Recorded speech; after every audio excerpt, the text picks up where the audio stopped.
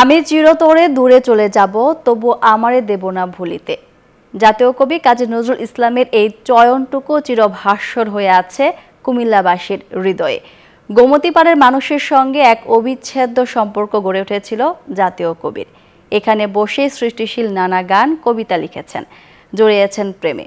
কবির রাজনৈতিক জীবনেও কুমিল্লা জড়িয়েছিল। হুমায়ুন কবির জীবনের পাঠানো তথ্যছবিতে ডেস্ক রিপোর্ট।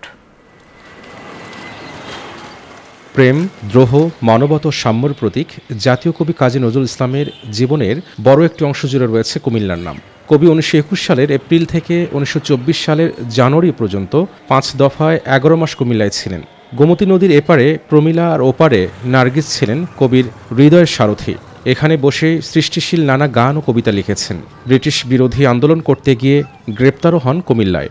সেই সময় কুমিল্লায় ছিলেন শচীন দেব বর্মন, সেই সময় কুমিল্লায় ছিলেন আয়েত আলী খানদের মতো বিখ্যাত সঙ্গীতজ্ঞরা।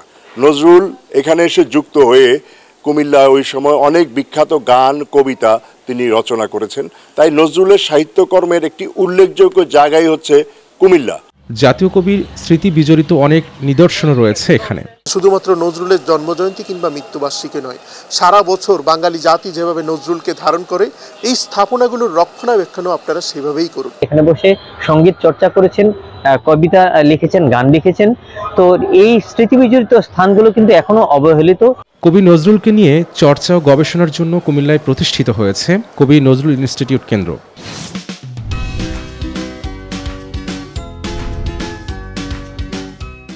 নতুন প্রজন্ম এবং শিশু কিশোরদের মাঝে জাতীয় কবির যে সৃষ্টিকর্ম আছে এইগুলো প্রচার প্রসার এবং তারা যেন সঙ্গীত, আবৃত্তি, নৃত্য এগুলো চর্চা করতে পারে, সেই কাজটি করে যাচ্ছে কবি নজরুল ইনস্টিটিউট কুমিল্লা কেন্দ্র।